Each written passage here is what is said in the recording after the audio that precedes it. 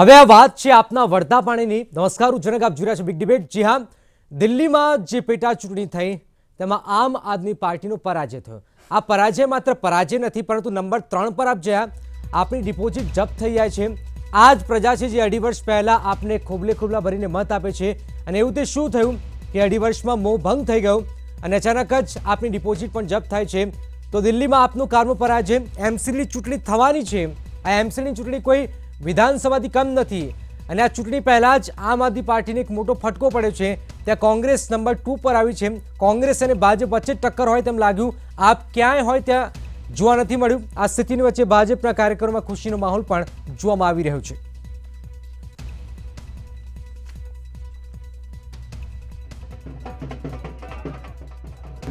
मैं राजौरी गार्डन और दिल्ली की जनता को मैं बहुत धन्यवाद देना चाहता हूं, जो विश्वास नरेंद्र मोदी में भारतीय जनता पार्टी में उन्होंने दिखाया है। मैं दिल्ली प्रदेश बीजेपी कोटि कोटि उनको धन्यवाद देती है, और मुझे पूरा विश्वास है यही रिजल्ट, ये दिल्ली का मूड है और यही एमसीडी में भी होगा, ऐसा हमारा विश्वास है। और मैं समझता हूं कि दिल्ली के लिए बहुत बड़ा मैंडेट है आज अरविंद केजरीवाल को। इस मैंडेट को देखते हुए लोगों कहते थे, मैं लोगों से पूछता हूं, अब लोगों ने बता दिया बिना पूछे भी, अब उनको रिजाइन देना चाहिए ताकि दिल्ली के लोग अपनी मन की सरकार को चुन सकें। इसके लिए अरविंद केजरीवाल जी को रिजाइन देकर रास्ता साफ करना चाहिए। जो नतीजे आए हैं वो आम आदमी पार्टी के लिए वहाँ जीत नहीं हुई है। उपचुनाव में हम लोग राजौरी गार्डन को देख रहे थे, वहाँ पर जनरल सिंह जी जो हमारे विधायक थे, उनके पंजाब जाने से जनता में नाराजगी थी। हमने काफी कोशिश की थी बात करने की, लोगों को समझाने की, लेकिन नतीजों से समझ में आ रहा है कि लोग माने नहीं, लोगों में नाराजगी कम नहीं हुई। तो अब कोई बात नहीं, ये तो उपचुनाव था, आगे के चुनाव के लिए हम तैयारी करेंगे और राजौरी गार्डन के लोगों को समझाने की भी कोशिश करेंगे। આપના વળતા પાણી। હવે જે 10 પેટા ચૂંટણીનું પરિણામ આવ્યું તેમાં ભાજપ 5 બેઠકો પર જીત્યું છે। એક મધ્યપ્રદેશમાં તેની હાર થઈ છે। આ એક મહત્વપૂર્ણ થોડા સમય પહેલા આ પરિણામ જમાયું છે। એક બેઠક પર જે છે અટેર બેઠક, ત્યાં કોંગ્રેસની બેઠક હતી અને કોંગ્રેસે 857 વોટથી આ જીતી ચૂકી છે। કાંટાની ટક્કર થઈ, પરંતુ સરકાર ત્યાં ભારતીય જનતા પાર્ટીની છે, તો કોંગ્રેસ માટે આ એક સારા સમાચાર છે।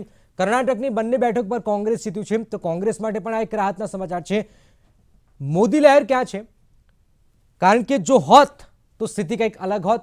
લોકો કહી રહ્યા છે કે ભાજપનો દબદબો છે, પરંતુ માત્ર 5 બેઠકો 10માંથી જ્યાં સત્તા છે ત્યાં પરિણામ જોવા મળી રહ્યું છે। નમસ્કાર, હું જનક, એક્સપર્ટ અમારી સાથે છે મહેશ કસવાલા છે, ભાજપના નેતા। મહેશભાઈ, આપનું સ્વાગત। આપના નેતા આશુતોષ પટેલ છે।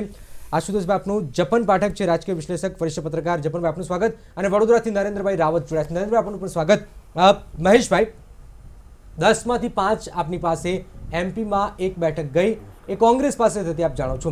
ઓલ ઓવર આપણે વાત કરી રહ્યા છીએ કે દિલ્હીમાં આમ આદમી પાર્ટી અચાનક જ ડિપોઝિટ પણ જપ્ત થઈ જાય, વિશ્વસનીયતા ખરેખર આમ આદમી પાર્ટીની હવે જતી રહી છે? વિશ્વસનીયતા આમ આદમી પાર્ટીની જતી રહી છે।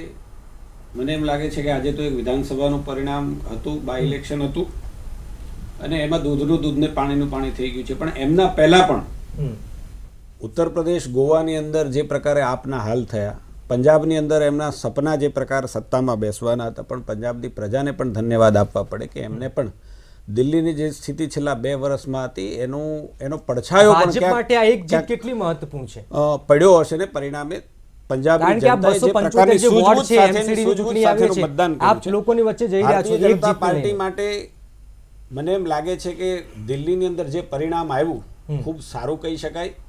પહેલા જે પ્રકારે જીત્યું છે ભારતીય જનતા પાર્ટી એ સીટ, જે પ્રકારે હમણાં જ 5 રાજ્યોની ચૂંટણીઓ ગઈને એના પરિણામો વત્તા દિલ્હીનું પરિણામ, મને એમ લાગે છે કે આવનારી જે ચૂંટણીઓ એમસીડીની ચૂંટણી છે, મને એમ લાગે છે કે એમના માટેનો ટ્રેલર બની ગયું એવું મને લાગે છે। ને ભારતીય જનતા પાર્ટી મજબૂત રીતે ફરી એક વખત દિલ્હીની મહાનગરપાલિકાઓની ચૂંટણીમાં ભારતીય જનતા પાર્ટીનો ભવ્ય વિજય થશે। એક બેઠક પરથી અંદાજ ન લગાવાય, આ તો એક વાત છે। આશુતોષ પટેલ છે, આપના નેતા છે। આશુતોષભાઈ, એક બેઠક આપને ગઈ, વિશ્વસનીયતા લોકો ધીરે ધીરે આપ ખોઈ રહી છે, આપને લાગે છે? નહીં, બિલકુલ। હું આપને જણાવવા માંગુ છું કે આપણે ભૂતકાળથી જ્યારે વાત કરીએ કે જ્યારે સૌથી પહેલા અન્ના હજારે આમ આદમી પાર્ટીનો જ્યારે સાથ છોડ્યો ત્યારે પણ લોકો આ જ વસ્તુ કહેતા હતા ત્યારબાદ વારંવાર વારંવાર પેટ પરથી આપ જીત્યા છો, આપને પણ ખબર છે. એ સમય ભૂલી જાઓ, 2.5 વર્ષ થઈ ગયા, સમય બદલાઈ ગયો છે. એના પછી વારંવાર જ્યારે લોકસભામાં પણ અમે કારમી હાર થઈ ત્યારે પણ લોકો કહેતા હતા, દિલ્હીમાં મુખ્યમંત્રી જ્યારે રાજીનામું આપ્યું ત્યારે પણ લોકો કહેતા હતા, પણ ફરી ફરીને લોકોને જે વિશ્વાસ આવ્યો અને આમ આદમી પાર્ટીને 67 સીટો આપીને એમને વિજય બનાવ્યા. એટલે આ વસ્તુ આમ આદમી પાર્ટી કોઈ પાર્ટી નથી, એ પાર્ટી એક વિચારધારા છે. હાર અચાનક કેમ થઈ ગઈ? જો ઉપચુનાવ આમાં આ એક બાય ઇલેક્શન હતા, આ કોઈ આનાથી કોઈ મુખ્યમંત્રી આપ જો બીજા પરિણામ જો જેની સત્તા હોય એની પરિણામ આવે છે આપ જો. બિલકુલ એનું કારણ જણાવવા માંગુ છું આપને કે ત્યાંના જે જર્નલસિંહ જે વિધાયક હતા તેમને પંજાબમાં ઇલેક્શન લડવા માટે ત્યાંથી રાજીનામું આપ્યું હતું. કોઈ કારણોસર ત્યાંના પ્રજાને એ વસ્તુ મંજૂર નહીં રહી હોય, કારણ કે આખરે તો જનતા એ જનાર્દન છે, જનતાને જે પસંદ પડે એ જ આપણે માન્ય રાખવું પડતું હોય છે. એટલે એના કારણે કદાચ ત્યાં આગળ લોકો આમ આદમી પાર્ટીથી વિપરીત પરિણામ આપ્યું હોય એવું લાગી રહ્યું. બિલકુલ. નરેન્દ્ર રાવત છે. નરેન્દ્રભાઈ, આપના માટે ખુશ ખબર છે, એમપીમાં આપની બેઠક જીત્યા છો, ત્યાં ભાજપની સરકાર છે, કર્ણાટકમાં પણ એક બુસ્ટઅપ મળી છે, ઓલ ઓવર કોંગ્રેસ માટે એક રાહતના સમાચાર.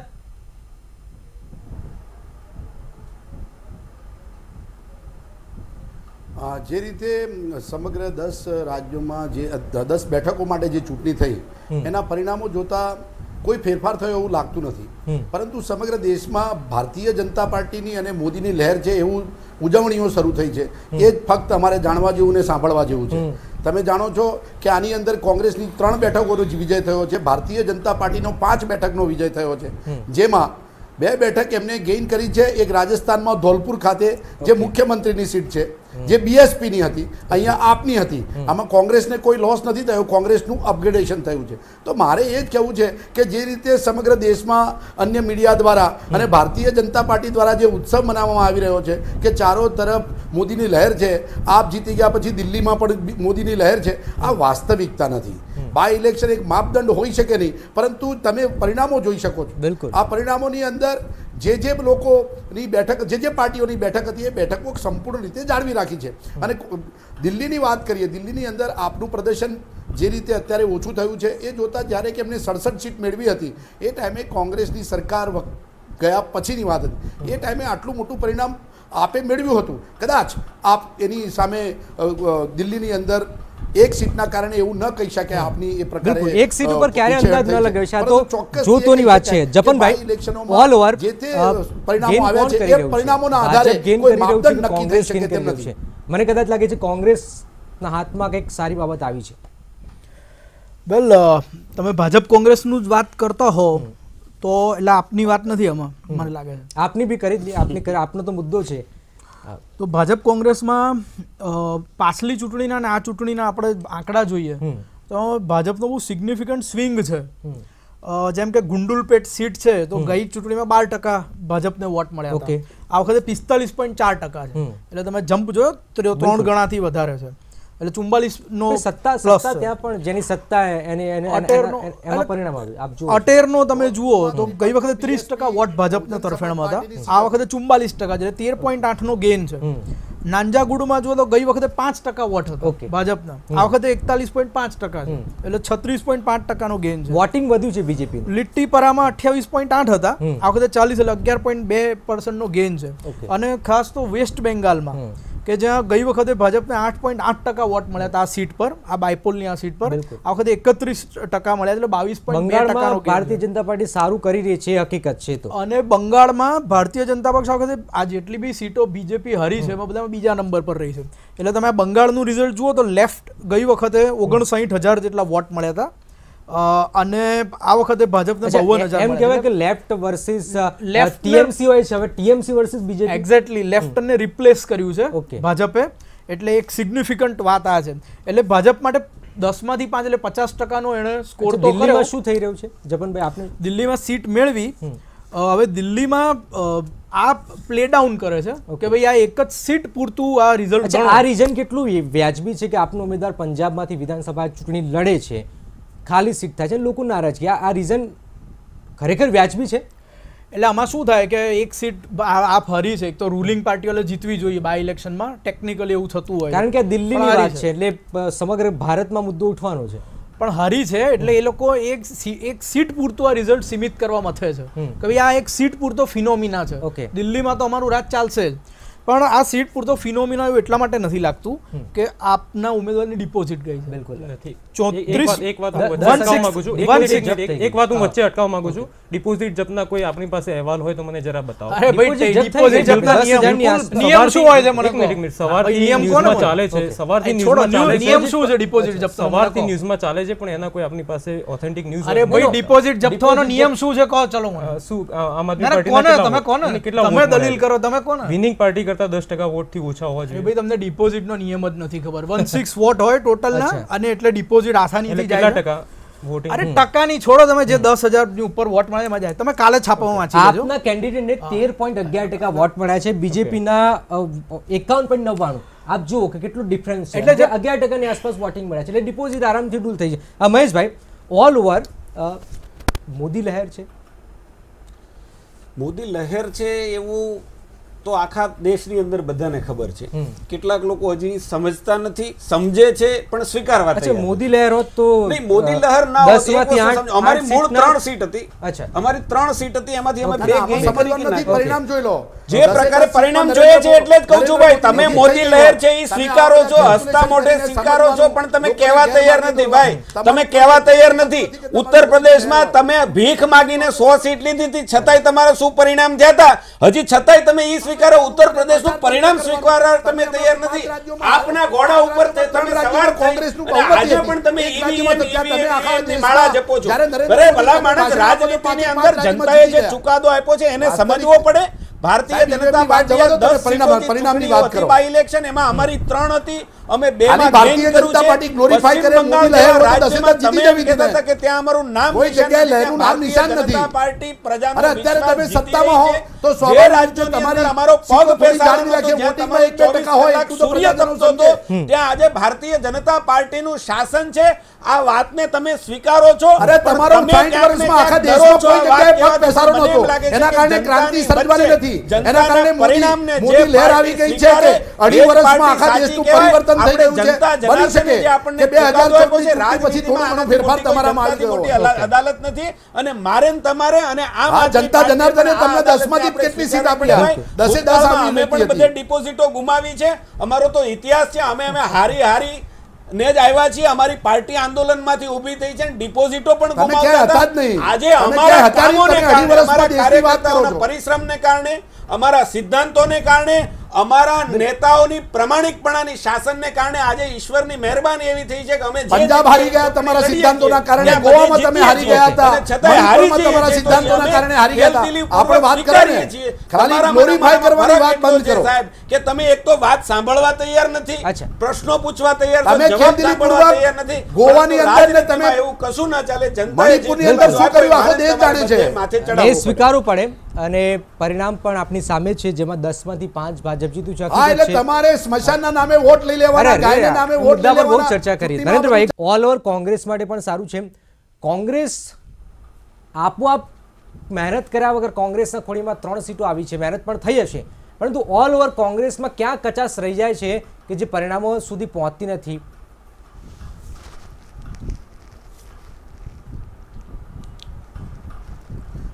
સૌપ્રથમ 2014ની ચૂંટણીની અંદર જે પ્રકારે કોંગ્રેસ પક્ષનો પરાજય થયો અને નરેન્દ્ર મોદી દ્વારા જે પ્રચાર કરવામાં આવ્યો કે જે ભ્રષ્ટાચાર, મોંઘવારી અને કાળું નાણું અને લોકોને 15 લાખ એકાઉન્ટ, આ એક ખૂબ મોટો પ્રચાર કરવામાં આવેલો. એ સમયે જે દિલ્હીમાં અન્ના દ્વારા અને એ ટાઈમે કેજરીવાલ દ્વારા જે આંદોલન કરવામાં આવ્યું, સમગ્ર દેશમાં ભ્રષ્ટાચાર સામે એક આંધી આવી અને એનું એન્ટી ઇન્કમ્બન્સી કોંગ્રેસ પક્ષને મળી. એ સમયે મોંઘવારીની તમને વાત કરું કે 60 રૂપિયે જે દાળ મળતી હતી એ મોંઘવારીમાં ગણવામાં આવી.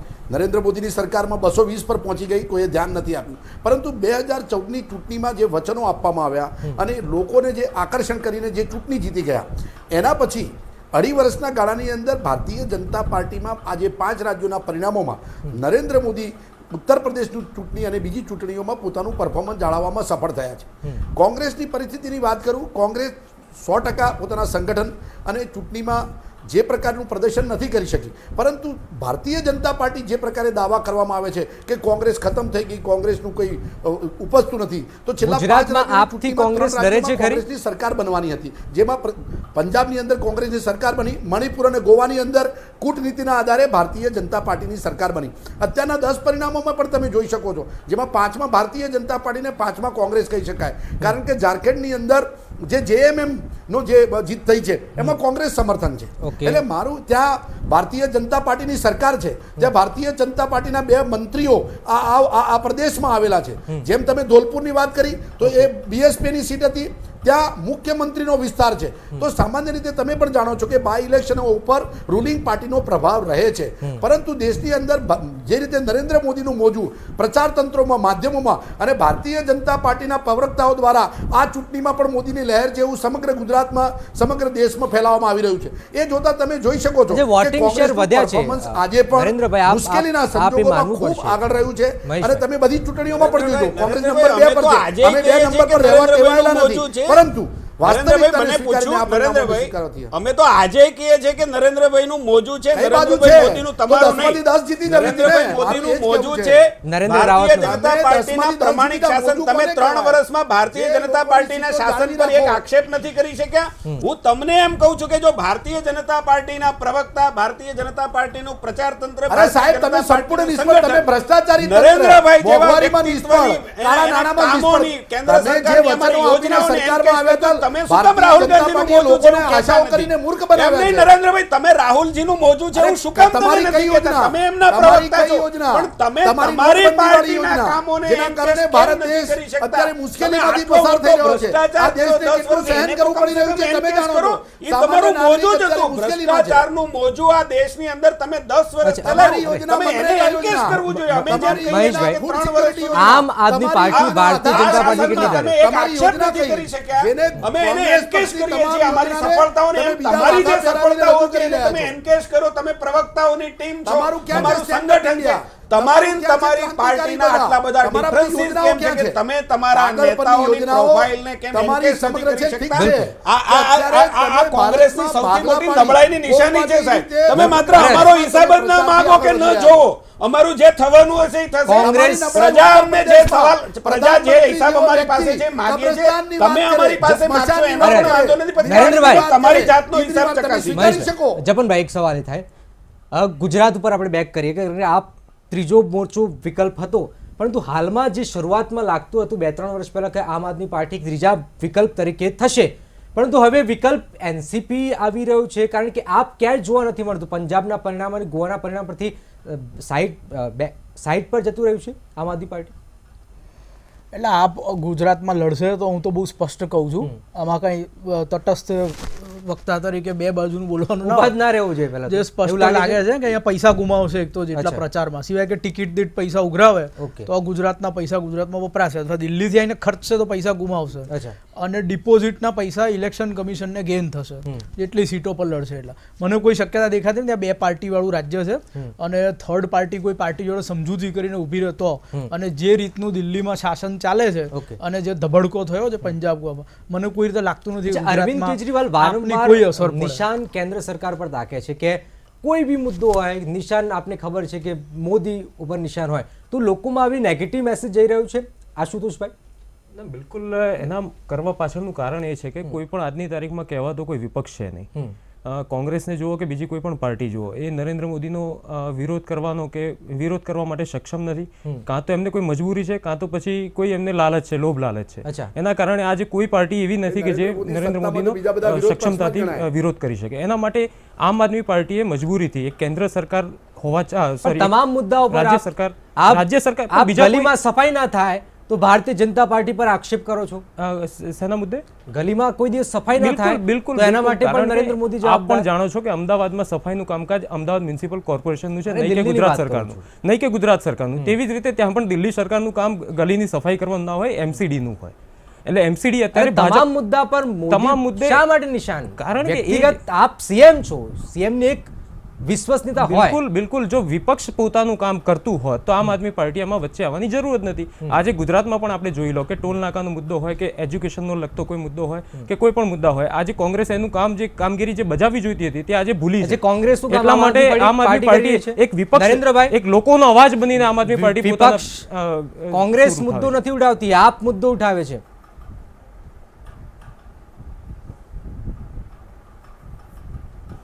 ગુજરાતમાં 2017માં કોંગ્રેસની સરકાર બનવાની છે.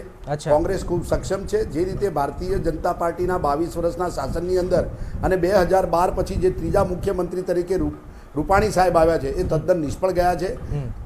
તમામ ક્ષેત્રે નિષ્ફળ અને ઘેરાયેલી ભારતીય જનતા પાર્ટીની સરકાર કદાચ વહેલા ચૂંટણી લાવી અને યુપીમાં જીતેલી બાબતને લોકો સમક્ષ મૂકીને જીતવાના જે સપના જોવે છે, પરંતુ આ ગુજરાત છે. ગુજરાતમાં પ્રજા શાણી છે અને જે પ્રકારે ભારતીય જનતા પાર્ટીએ શાસન આપેલું છે એ નરેન્દ્ર મોદીએ લોકોને અંધારામાં રાખીને સત્તા મેળવેલી. 2007ની 2012ની ચૂંટણીના તમે એજન્ડા જોઈ શકો છો.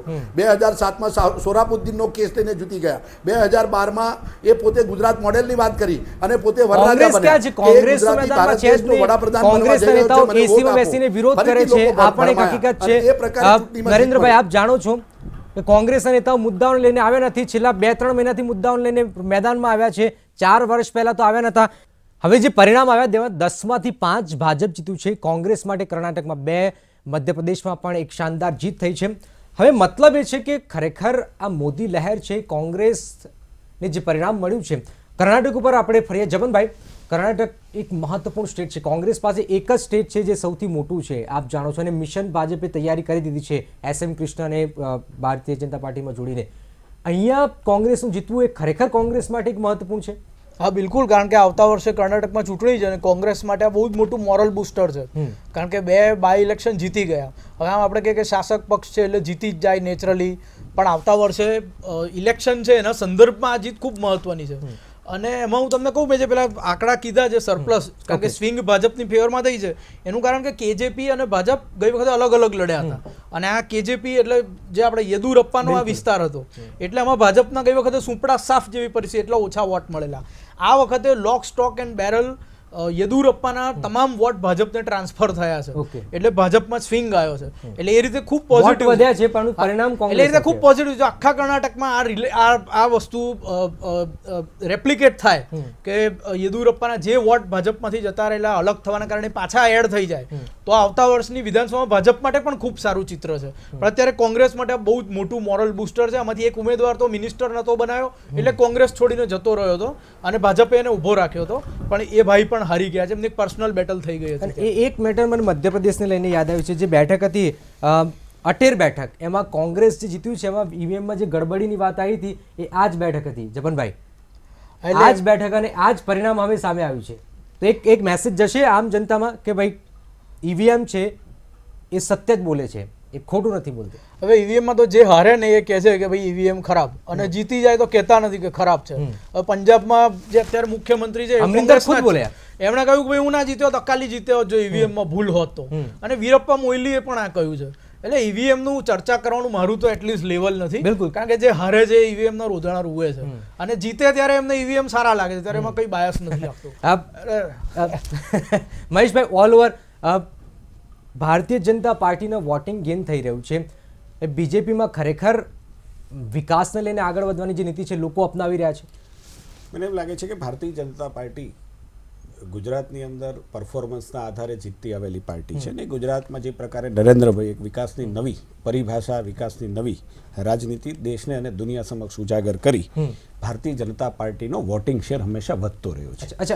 ક્યાંક અમારી હાર પણ થઈ છે, હું એવું નથી કહેતો. દાખલા તરીકે બિહારમાં ક્યાંક અમારી સ્ટ્રેટેજી અમે નિષ્ફળ પણ ગયા છે, પણ મેજોરિટી 70-75% દેશની લોકસભા પછીની જેટલી ચૂંટણીઓ ગઈ છે એમાં ભારતીય જનતા પાર્ટી જીતી છે. કોંગ્રેસને એક મેસેજ મળ્યો છે એ અટેર બેઠક પર, હું વચ્ચે ભૂલી ગયો.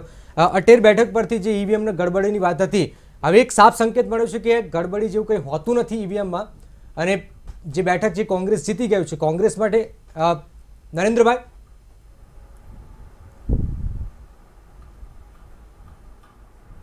નહીં, અત્યારે બેઠકની વાત છે કે ત્યાં ગડબડીની શંકાના કારણે આખા દેશમાં ચર્ચાનો વિષય બન્યો છે.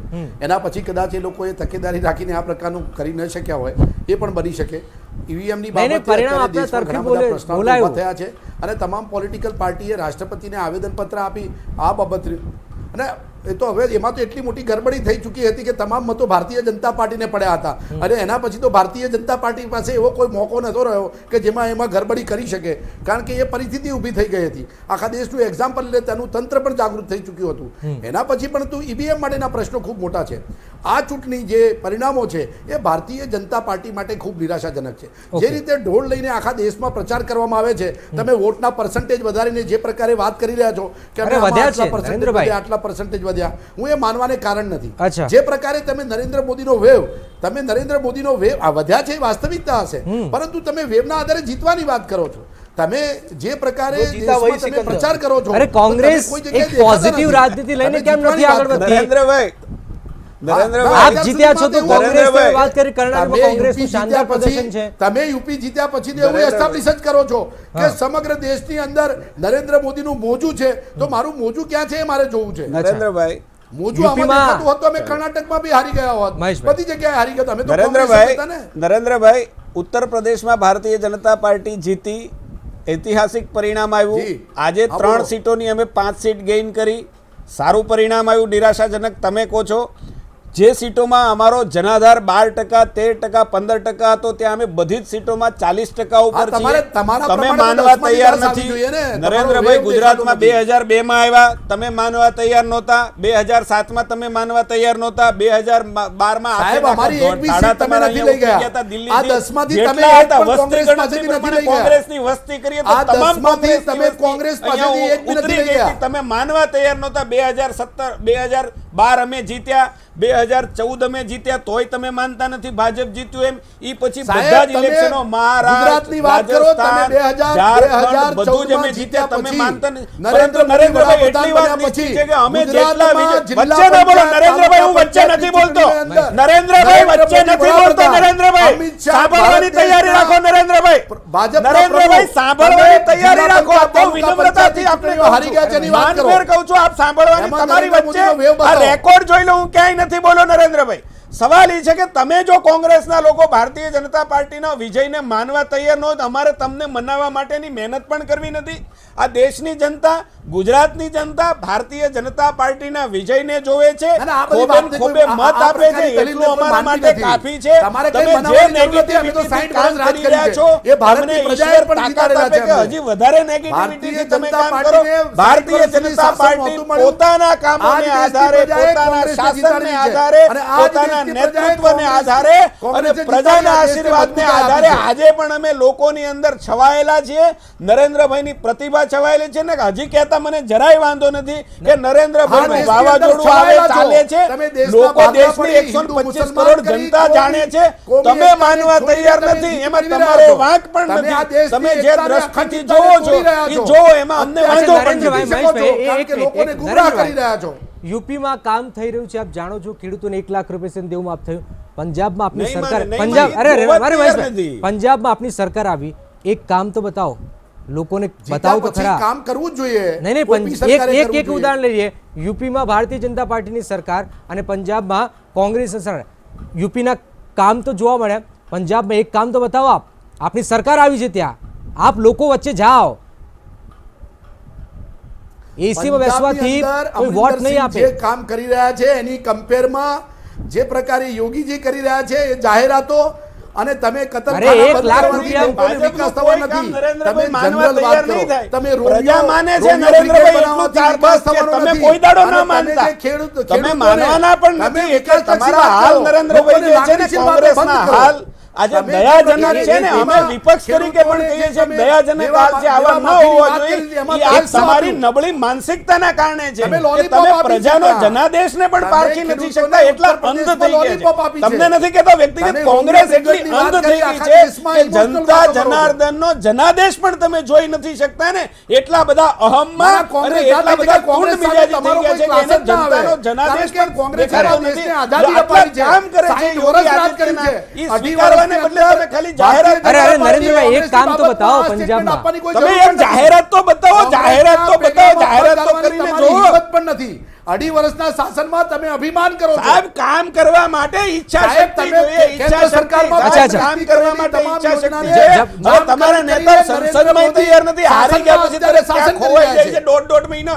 સરનામું આપ્યા વગરના એને શોધવાનું કામ કરો નરેન્દ્ર મોદી મનરેગા પર હસતા હતા એક પ્રધાનમંત્રી મનરેગા પર હસતા હતા જુએ છે કે જે નરેન્દ્ર મોદીએ એક મહિનાની અંદર આપ જો સૌથી વધારે બજેટ આપેલ છે એક મહિનાની અંદર તમે પંજાબ આધાર કાર્ડની વાત કરો છો ઉત્તર પ્રદેશના કામ જોવા મળે જપનભાઈ અને પંજાબના એક પણ કામ નહીં અહીંયા કોઈ પક્ષની વાત નથી પરંતુ કામ બોલ આખરે તો કામ બોલે એટલે એનો અભ્યાસ કરવો પડે કે પંજાબમાં શું ડિસિશન્સ લીધા કંઈક તો ડિસિશન્સ લીધા જ હશે અને આજે અમરિંદર સિંહનું મેં સ્ટેટમેન્ટ વાંચ્યું કે કેનેડાના જે મંત્રી છે જે શીખ છે એમની સાથે વાતચીત નહીં કરે કારણ કે પ્રો ખાલિસ્તાની છે એટલે ખાલિસ્તાનવાદી છે એટલે કે રાષ્ટ્રવાદી છે અમરિંદર સિંહ એ પંજાબ જેવા રાજ્ય માટે સારું છે લાલ લાઇટ ગાડીઓમાં ના રાખવાનો પણ એમણે જે નિર્ણય કર્યો એ પણ વેલકમ થયો છે એ જ નિર્ણય યુપીમાં પણ યોગી આદિત્યનાથે લીધો છે એટલે એનો અભ્યાસ કરવો પડે મને લાગે છે બંને પક્ષોએ નરેન્દ્રભાઈ પાસે પણ બીજી બધી ચીજો પોઈન્ટ સ્કોરિંગ કર્યા કરતા સ્પષ્ટપણે 5 મુદ્દા કહેવા જોઈએ કે આટલા કામ કર્યા છે એટલે એ લોકોને ખબર પડે એમાં કઈ દલીલનો કોઈ મતલબ નથી. આજે કોંગ્રેસ કેમ છેલ્લા 2-3 દિવસથી અરે 2-3 મહિનાથી મેદાનમાં આવી છે છેલ્લા 4 વર્ષમાં કેમ દેખાતી નથી? લોકો સવાલ કરી રહ્યા છે કે જ્યારે ચૂંટણી આવે છે ત્યારે કોંગ્રેસ મેદાનમાં આવે છે અને પછી હાર થાય છે ત્યારે કહે છે કે અમે પરિણામ પરથી શીખીશું, ફરીથી પરિણામ આવે છે, ફરીથી હાર અને ફરીથી શીખીશું. કોંગ્રેસ ક્યાં પોઝિટિવ રાજનીતિ ન થઈ શકે?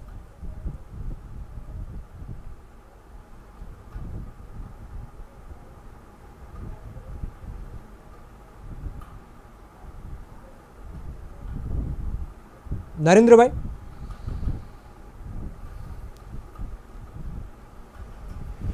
હા, ગુજરાતની અંદર હું સ્પષ્ટ કરવા માંગુ છું કે જે રીતે કોંગ્રેસ પક્ષે એક વિરોધ પક્ષ તરીકેની ભૂમિકા ભજવી છે એના પરિણામ તમે જોઈ શકો છો.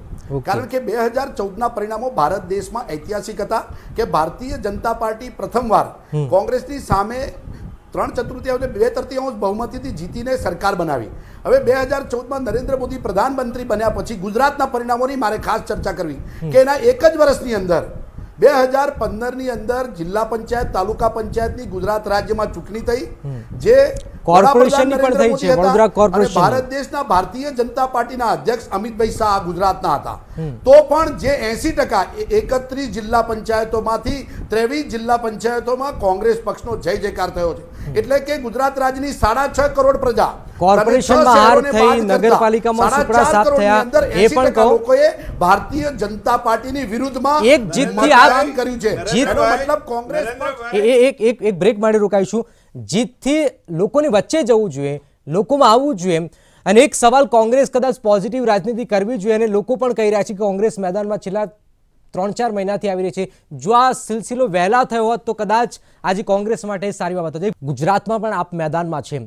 આશુતોષ પટેલ છે. આશુતોષભાઈ, આપમાં ક્યાં તકલીફ પડી રહી છે? જે એક સમય હું વારંવાર કહું છું કે એક સમય એવું લાગતું કોંગ્રેસને કદાચ સાઈડ ટ્રેક કરશે, હવે અચાનક એમ લાગી રહ્યું છે કે આપ ખરેખર બેકફૂટ પર જતી રહી છે. એવું શું થયું આપ 2.5 વર્ષની અંદર કે અચાનક જ લોકો તમને પાછા ફરવાની વાત કરી રહ્યા છે? બિલકુલ, હું આપને પહેલી વાત તે કહેવા માંગુ છું કે આ એક ઉપચુનાવ હતા અને ઉપચુનાવથી કોઈ પણ ક્યાસ ના કાઢી શકાય. હું આપને એક ઉદાહરણ આપું કે ઉત્તર પ્રદેશ કે જ્યાં વારાણસીની સીટ છે, જ્યાંથી આપણા માનનીય પ્રધાનમંત્રી શ્રી નરેન્દ્રભાઈ ચૂંટાઈને આવ્યા હતા, ત્યાંનું એક એમને દત્તક લીધેલું ગામ જયાપુર, ત્યાં પણ એ સ્થાનિક સ્વરાજના ચૂંટણીમાં એ પોતે હારી ગયેલા હતા. એટલે આ મુદ્દા કોઈએ મીડિયાવાળા આજ સુધી ઉછાળ્યા નથી, આપ સૌને ખ્યાલ જ છે. એટલે આવા કોઈ નાના ઇલેક્શન કે આવા કોઈ બાયપોલથી કોઈ સરકારનું ક્યાસ ના કાઢી શકાય. બીજી વાત આપને એ કહેવા માંગુ છું કે કોંગ્રેસ જ્યારે દિલ્હીમાં પહેલીવાર આમ આદમી પાર્ટી ઇલેક્શન લડી હતી ત્યારે પણ બીજા સ્થાને હતી, ત્યારે પણ 28 સીટ હતી. એક બેઠકથી જીત્યા ભારતીય જનતા પાર્ટી, એમસીડી ભાજપ જીતે છે એવું પણ નથી. આપ સીધું ના માની લો કે એમસીડી ભારતીય જનતા પાર્ટી જીતી જશે. નહીં, જીતી જવાની વાત નથી, આ બાયપોલની વાત કરું છું કે પ્રધાનમંત્રીના ગઢમાં પણ જેમને પોતે દત્તક લીધેલા ગામમાં પણ આવી હાલત થઈ શકતી હોય, ત્યાંના પ્રજા એમને સ્વીકાર ના કરી શકે. મારો સવાલ એ છે કે કોઈના કોઈ કારણસર એવું 2.5 વર્ષમાં બની શકે છે. એટલે આમાં કોઈ કે આમ આદમી પાર્ટી આખરે ખરેખર જે લોકો વિકલ્પ તરીકે જોઈ રહ્યા હતા, લોકો ખરેખર કહી રહ્યા હતા કે અરવિંદ કેજરીવાલ કંઈક ચમત્કારિક છે, અચાનક શું થયું? બિલકુલ, હું આપને એ જ કહું છું કે 2.5 વર્ષમાં આમ આદમી પાર્ટીએ જે ચમત્કાર કરીને બતાવે છે એના કારણે આજે દિલ્હીમાં એમની સત્તા છે અને પંજાબમાં એ વિપક્ષમાં છે. Okay. આવું એક રાજ્યમાં સત્તા અને એક રાજ્ય વિપક્ષમાં હોય એવી આજની તારીખમાં આમ આદમી પાર્ટી એ ત્રીજા નંબરની પાર્ટી છે. આજે કોઈ પણ મોટી મોટી જૂની 40, 50, 60 વર્ષ જૂની આપણી પાર્ટી જોઈ લઈએ, જેડીયુ જોઈ લઈએ, આરજેડી જોઈ લઈએ, સપા, બસપા કે કોઈ પણ બીજી પાર્ટી જોઈ લઈએ, તેની આજે એક રાજ્ય છોડીને બીજા રાજ્યમાં જઈ શકી નથી. આજ 2.5 વર્ષમાં, માત્ર 2.5 વર્ષમાં ચમત્કારિક પરિણામોના કારણે દિલ્હીમાં જે કામો કરેલા છે આમ આદમી પાર્ટી, એના કારણે જ આજે પંજાબમાં એમને મુખ્ય વિપક્ષમાં, કે જ્યાં ભારતીય જનતા પાર્ટીની માત્ર 3 સીટો છે અને અકાલી દળ જે સત્તામાંથી તેના સુપડા સાફ થઈ ગયા છે, ત્યાં આગળ મુખ્ય વિપક્ષની ભૂમિકામાં આમ આદમી પાર્ટી આવી છે. એવું કહેવાય છે કે ભાજપના ધારાસભ્યમાં અસંતોષ છે. આપના ધારાસભ્યમાં એક ધારાસભ્ય તો ભાજપમાં પણ આવી ગયા. આ સંતોષ ન હોત તો શું થયું?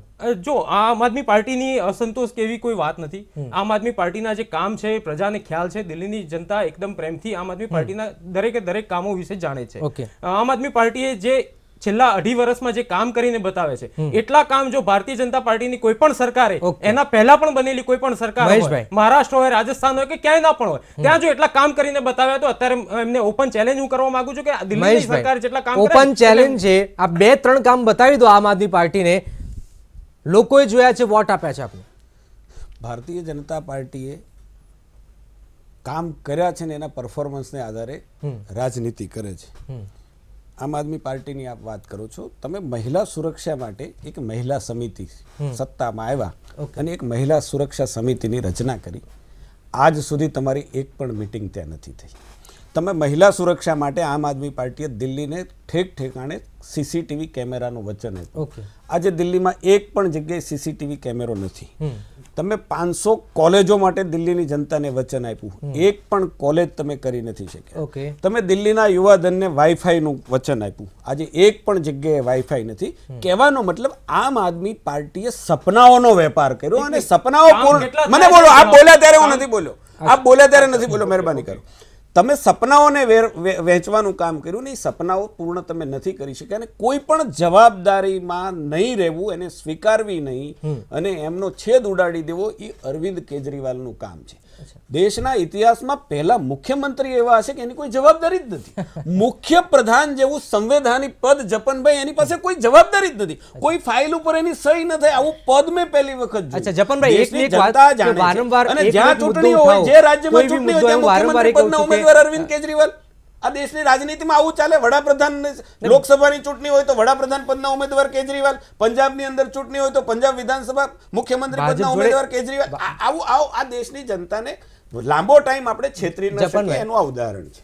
એક મુદ્દો છે કે વારંવાર એકનો એક મુદ્દો ઉઠાવીને મિશન કેન્દ્ર સરકાર, અહીંયા તકલીફ થઈ તો કેન્દ્ર સરકારની ભૂલ, અહીંયા તકલીફ થઈ તો કેન્દ્ર સરકારની ભૂલ, એમસીડીની ભૂલ, નીચે ભૂલ થાય તો વારંવાર આ એક લોકોમાં નેગેટિવિટી થઈ જાય, એક માનસિકતા જાય ખરી, નેગેટિવ મેસેજ જાય ખરો કે ના, એક વ્યક્તિ વારંવાર તમામ મુદ્દાને લઈને આ વ્યક્તિ પર શા માટે આક્ષેપ કરી રહ્યો છે, એ મેસેજ જાય લોકોમાં? બિલકુલ, કારણ કે લોકોએ ચૂંટ્યા છે તો લોકો એવી ઈચ્છા રાખે છે કે ભાઈ હવે તમે તમારો પાવર બતાવો, તમે કામ બતાવો, બોલવા કરતા કામ. અને ઇનફેક્ટ હું તમને કહું કે તમે આનંદીબેનનું જ્યારે સીએમ હતા ત્યારનું કે વિજયભાઈ રૂપાણીનું ટ્વિટર હેન્ડલ જોઈ લો અને એની કમ્પેરમાં અરવિંદ કેજરીવાલનું જુઓ, ત્યાં તમને કમ્પ્લેનોના લિસ્ટ દેખાશે અને અહીંયા તમને આજે અમે આ ડેડિકેશન કર્યું કે અમે આ ઉદ્ઘાટન કર્યું એના લિસ્ટ દેખાશે. મોટાભાગના ડેવલપમેન્ટ પ્રોજેક્ટ હશે. એટલે આ ખરેખર એક અભ્યાસનો વિષય છે, કારણ કે મેં તો એ દ્રષ્ટિથી જોયું હતું. બધા કમ્પ્લેનો જ ચાલ્યા કરે છે અને કમ્પ્લેનો એટલી પારાવાર કે નીચેના લેવલે કઈ હોય તો એમસીડીનો વાંક છે, ઉપરના લેવલે તો કેન્દ્ર સરકારનો વાંક છે. અને પેલું એમણે કર્યું હતું વાહનોનું, કયું કર્યું હતું કે એક વાહન એકી બેકી કર્યું હતું. હા, અને પછી પણ એવો અહેવાલ આવ્યો કે પ્રદૂષણ ઘટ્યું નહીં, તો એમણે કહ્યું કે આ હરિયાણા અને પંજાબમાંથી પ્રદૂષણ આવે છે. હા, એટલે ત્યાં ઓડ ઇવનમાં, એટલે ત્યાંથી પેલો જે ખેતીનો પાક બાળે છે એમાંથી. ઓકે નરેન્દ્રભાઈ, ઓલ ઓવર આપથી કોંગ્રેસ ડરે છે, ભાજપ તો મેદાનમાં છે જ, પરંતુ આપથી કેટલું કોંગ્રેસ ડરે છે? કોંગ્રેસને મુશ્કેલી છે આપથી?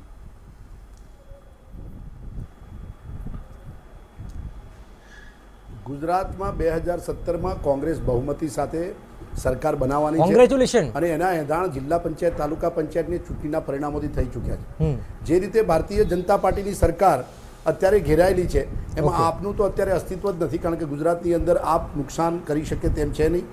સ્પષ્ટ રીતે ભારતીય જનતા પાર્ટી સાથે કોંગ્રેસની લડાઈ છે અને એની અંદર સ્પષ્ટ થઈ ચૂક્યું છે કે આનંદીબેનની સરકારને બદલ્યા પછી જે રીતે વિજય રૂપાણી સાહેબની સરકાર આવી એ તદ્દન નિષ્ફળ ગઈ છે, સહેજ પણ પ્રભાવશાળી રહી નથી અને જે લોકોની મુશ્કેલીઓ છે એ મુશ્કેલીઓને દૂર કરવામાં તદ્દન નિષ્ફળ રહી છે.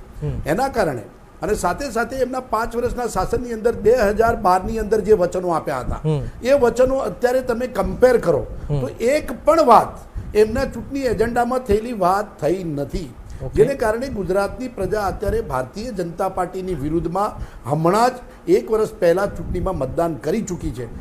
ભારતીય જનતા પાર્ટી પાસે ફક્ત એક જ આશરો છે કે યુપીની ચૂંટણીમાં જે વિજય મેળવ્યો છે એ વિજયને ગ્લોરીફાઈ કરવા માટે એ કદાચ જૂનમાં ચૂંટણી આપે કે હમણાં વિધાનસભાનું સત્ર 2 દિવસ માટે બોલાવવાના છે અને એના પછી કદાચ વિસર્જન કરી સમય છે. કોંગ્રેસ તૈયાર છે, યુપીની જીતને કોંગ્રેસ તૈયાર છે એ કરવાનો એમનો ઈરાદો છે, પરંતુ એ પણ સફળ જવાના નથી.